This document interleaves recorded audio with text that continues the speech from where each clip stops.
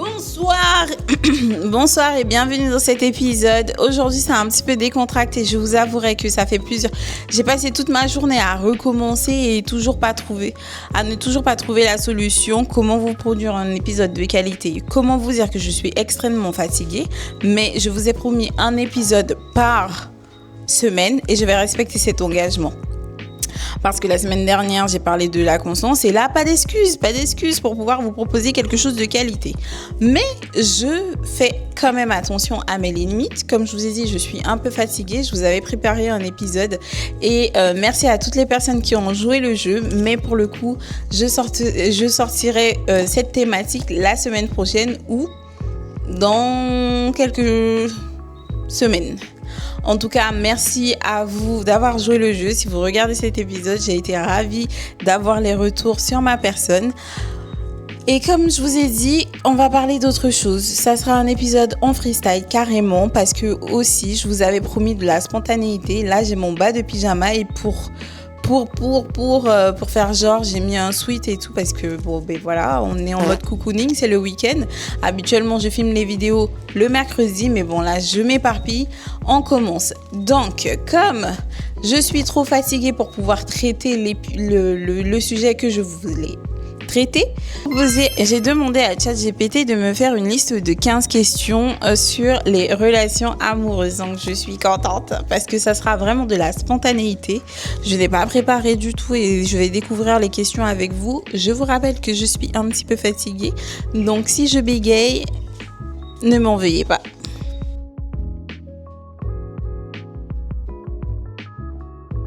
Alors, question autour des relations amoureuses. Est-ce que l'amour suffit vraiment pour faire fonctionner une relation? Mon Dieu que non. Je pense que l'amour, c'est la base, mais au-delà de ça, je pense que plein d'autres choses, plein d'autres paramètres font qu'une relation fonctionne, comme la confiance en soi. Déjà, il est important de savoir quel bagage émotionnel vous avez pour pouvoir rentrer dans une relation amoureuse. Donc ça, c'est un premier truc. Après, il y a la confiance, il y a le respect de l'autre, il y a les limites et tout. Franchement, l'amour ne suffit pas à faire en sorte qu'une relation ne fonctionne. Donc moi, je dirais que non, l'amour ne suffit pas. Pourquoi certaines personnes restent dans des relations qui ne les rendent pas heureuses? Oh, ça c'est... Franchement, ChatGPT est pas mal pour les questions. Je dirais que c'est des personnes qui ont peur de l'extérieur. C'est des personnes qui sont dans des relations peut-être depuis des années et qui finalement se disent mais je ne sais plus faire toute seule ou tout seul et du coup qui se contentent du minimum de la relation alors qu'en réalité elles pourraient être plus heureuses en dehors de cette relation mais peut-être qu'elles ont peur de l'inconnu, enfin ça dépend des raisons de tout un chacun mais voilà, mon avis c'est ça. Est-ce qu'on peut aimer quelqu'un profondément et savoir quand même que ce n'est pas la bonne personne? Bien sûr. Bien sûr. On peut aimer quelqu'un profondément, mais peut-être que c'est pas la bonne personne, que voilà, ça a déjà arrivé.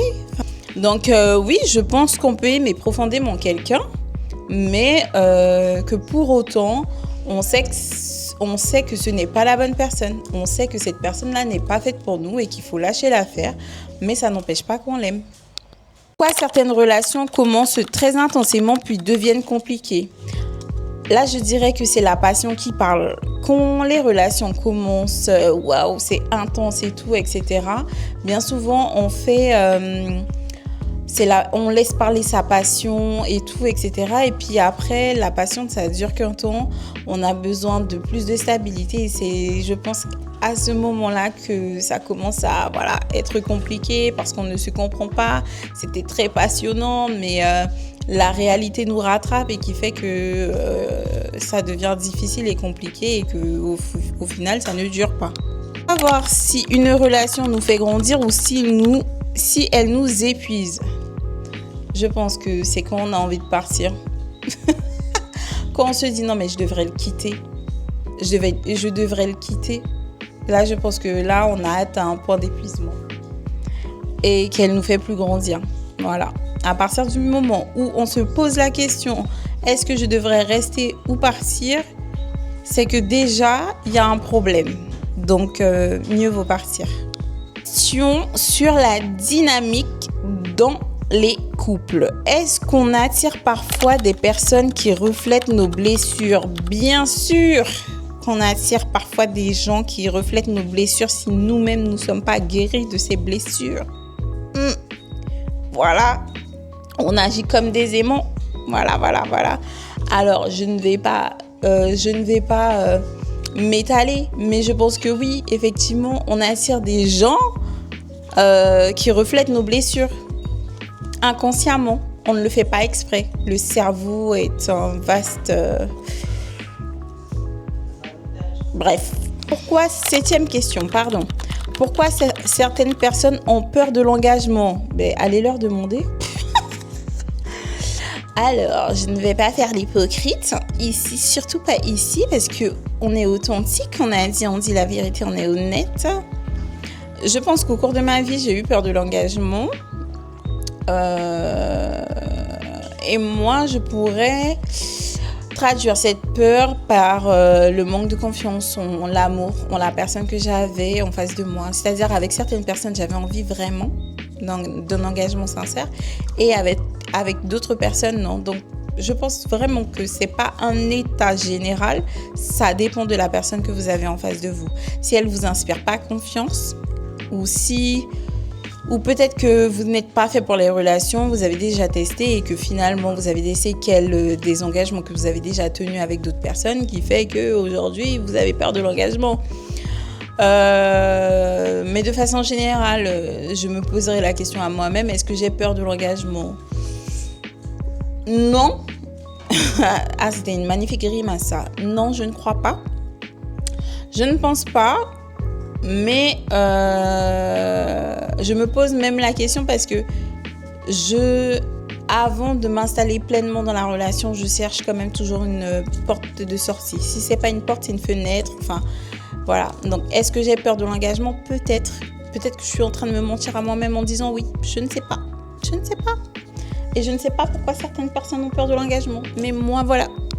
Question 8. Est-ce que les relations deviennent plus difficiles quand on évolue professionnellement? Je ne pense pas. Si on évolue ensemble, si on évolue en accord avec la personne qu'on est, je ne vois pas pourquoi il y aurait une difficulté si lors de l'évolution professionnelle, il y a un problème. Ça voudrait dire que cette personne-là ne veut pas de votre épanouissement professionnel, ou peut-être qu'elle est complexée par sa propre évolution professionnelle qui fait qu'elle ressent... Non. Pour moi, il ne devrait pas y avoir en fait On était où de difficultés à ça. Est-ce qu'une relation peut survivre si les deux personnes ne grandissent pas au même rythme? Alors là, je pense que si elles grandissent pas au même rythme, ça c'est une vraie question. Il faut pas que je la balaye très vite. Il faut voir le fond de la question. Alors, est-ce qu'une relation peut survivre si les deux personnes ne grandissent pas au même rythme? Ça voudrait dire ça voudrait dire qu'en fait, elles sont plus au même niveau et qu'il y en a une qui grandit plus vite que l'autre et l'autre qui reste à un certain niveau. Je pense pas en fait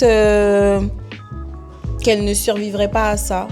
Si au final l'un se motive pour pouvoir rattraper l'autre, chacun son tour. Et parfois il faut faire preuve de patience avec son partenaire.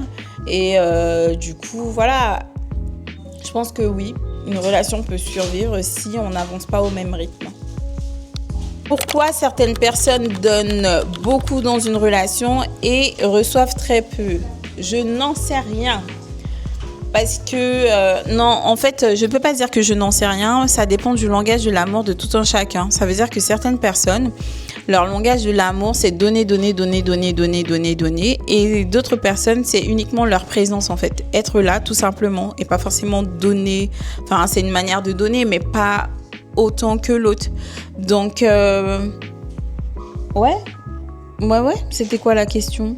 pourquoi certaines personnes donnent beaucoup dans une relation.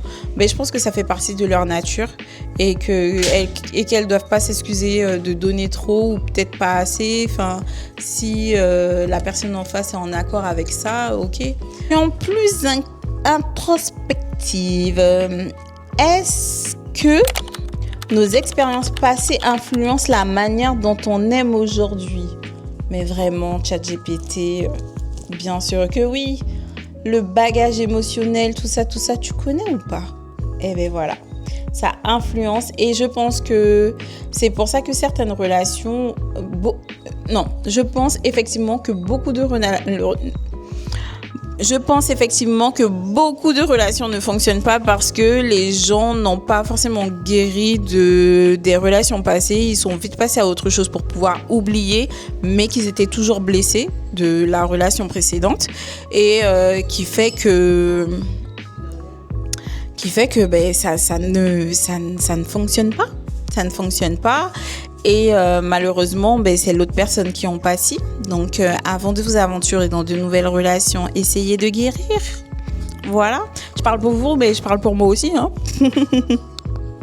Pourquoi est-il parfois si difficile de quitter quelqu'un même quand on sait que la relation ne fonctionne plus?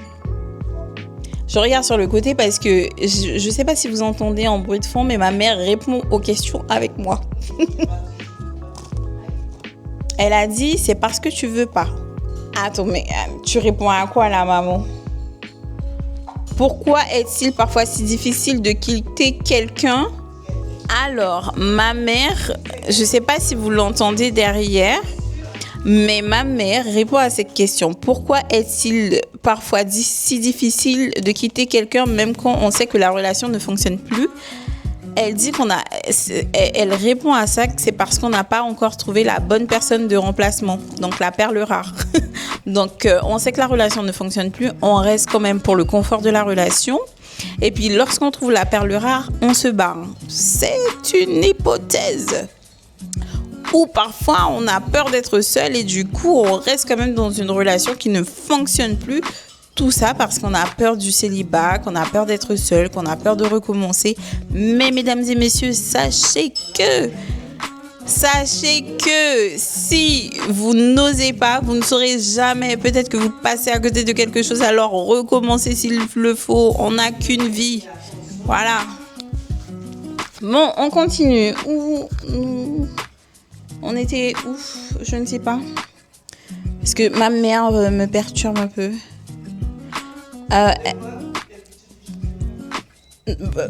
Moi, je te demande, maman, je te demande rien. Tu m'entends et puis tu réponds. Ne te dispute pas avec moi. Je ne suis pas coupable ici, là. Alors, pourquoi? Mais en fait, vous savez quoi? Je suis en train de me dire que un jour, je devrais faire un épisode avec ma mère. Vous allez tellement rire. C'est un personnage tellement atypique. Quand vous la regardez là, on croit que c'est une petite dame gentille. Mais il faut se méfier, la dame là. Bref, nous étions à la question 12. Pourquoi est-il parfois si difficile de quitter quelqu'un? Non, la question 13 du coup. Je pense que j'ai répondu à cette question. Est-ce que l'amour peut parfois nous faire perdre une partie de nous-mêmes? Oui! Quand on aime trop là, on s'oublie parfois dans les relations. On devient une autre personne pour plaire à la personne et malheureusement, ça fonctionne pas bien, quoi. Voilà, j'ai ma petite salade qui est arrivée. Merci! Oh, je vais manger avec vous. Je suis en plein régime, donc voilà, je suis obligée de manger une petite salade. Donc merci maman. On continue. Donc, qu'est-ce que j'étais aujourd'hui? Franchement, c'est vraiment très authentique. Nature peinture là. Et mon fils aussi veut participer.